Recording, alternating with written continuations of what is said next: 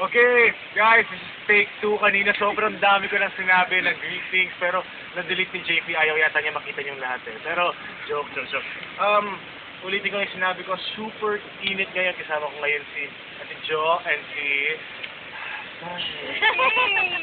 Ayun, nag-visit sila from Switzerland. Maraming salamat. Kim C po ba kayo? Oh, yeah. Oh, Kim C, di ba? Hi, Kim C. To all the Kim C's out there, thank you so much for never-ending support. Ano ba yung mga sinabi ko kanina? Oh, Yung album. Album, May 5 na. Coming up, May 5. So, dapat hindi tayong maraming copies. Joke lang. Pero kung gusto nyo, okay pa rin. Yun. Tapos, nami-miss ko na rin kayo. Visit kayo dito. Nakita ko lang dito si JP. Sila. Hi, Mami. Smile. Oy, hindi ko smile. Ayun, thank you so much sa love and support. Nung nag-tour kami, talagang nandun kayo. Tapos nag-throw pa kayo ng party for Kim. And thank you so much sa love. Sa love na pinapakita nyo. Ano ba bang masasabi sa... Napan mo na ba yung kapaligiran ng ano?